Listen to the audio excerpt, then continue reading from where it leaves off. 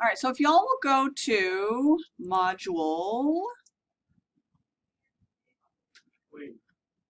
week 4, nope, week 3, the personal essay, and then go to Bulldog packet essay. Do y'all see that?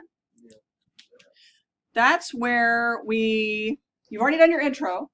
So yeah. Yes, but let me like do the spiel and then you can go.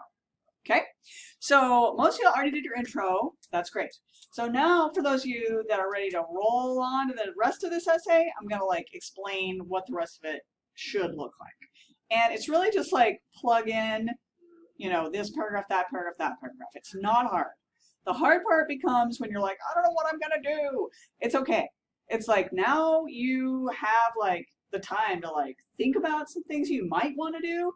So it's not like a binding legal contract. It's like if you say you're going to go to trade school and then you decide to go to, you know, something else, no one's going to come back and be like, you didn't do that thing.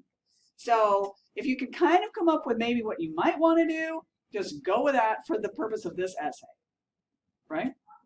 Okay, so if you look in that Bulldog Packet essay assignment, this is the prompt. And this is kind of a crazy prompt. It's super long. Make this a special commentary illustrating what is unique about you, your family, and your personal and professional goals. Explain why you have chosen a particular career or vocation, and explain your plan of pursuit. Mention your achievements, participation in school, and community activities and work experience. You may also mention special financial need that you may have. So that is a ton of stuff all in one essay, right? So I think they have it so broad so that everybody will have something to talk about in this essay.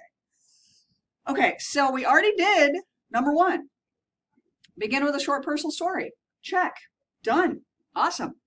Okay, so now your next paragraph, you're going to explain your plan for the next phase of your life. Post-secondary means after high school, right? So if you're going to go to college, if you're going to go to trade school, if you're going to do the military, and in this paragraph, you're going to convince the reader that this is like something that makes sense, it's achievable, it's realistic, right? All right, number 3, explain why you're a good fit for whatever your career that you're kind of thinking about is. So maybe you've interned, maybe you worked with your family doing this job, maybe you have read a lot about it. Could include work experience, school activities that taught you a certain skill, like maybe you were like, you know, on a team, you were able to like inspire other teammates to like work together, and that's why you want to be a manager of a business or whatever it is, right? This is where if you want to say, if there's extenuating financial circumstances, it's not like a poor me, like I'm so like pathetic, give me money. It's just like whoever's giving you this scholarship, you know, they want to know that the money that they're investing in you will be put to good use, right? Discuss if you've like worked a job to try to like offset some of these costs, like say that. If you haven't, that's okay too. Like it's not a big deal. If you plan to stay in or return to Alaska after all of this is done, say so.